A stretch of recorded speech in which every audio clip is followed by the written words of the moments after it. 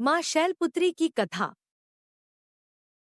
माँ शैलपुत्री नवदुर्गा के प्रथम स्वरूप हैं और नवरात्रि के पहले दिन इनकी पूजा की जाती है।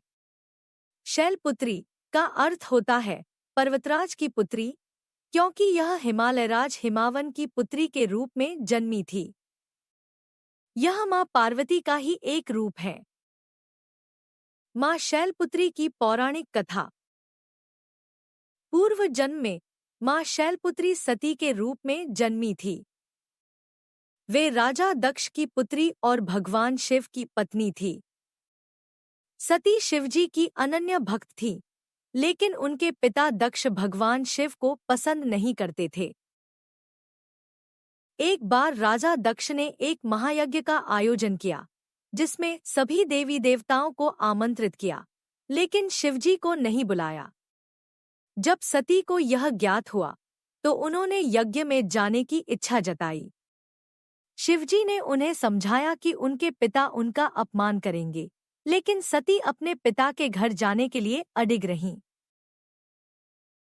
जब सती यज्ञ स्थल पहुंची, तो उन्होंने देखा कि वहां शिवजी का अपमान किया जा रहा है। यह देखकर वे अत्यंत क्रोधित और दुखी हुईं। अपने पति का अपने अपमान सहकर पाने के कारण उन्होंने वही यज्ञ अग्नि में स्वयं को भस्म कर लिया। जब शिवजी को इस घटना का पता चला, तो वे अत्यंत क्रोधित हुए और उन्होंने अपने गणों को भेजकर यज्ञ को विध्वंस कर दिया। वे सती के जले हुए शरीर को लेकर पूरे ब्रह्मांड में विचरण करने लगे। यह देखकर ब्रह्मांड में संतुलन बिगड़ने लगा।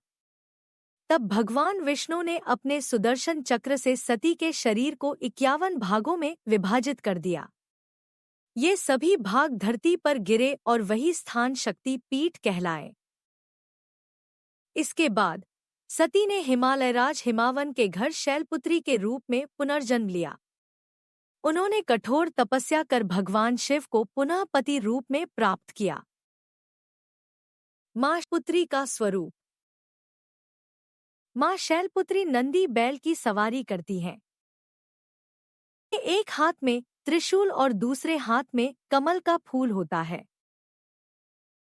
वे शक्ति, धैर्य और तपस्या की प्रतीक मानी जाती हैं। शैलपुत्री की पूजा का महत्व।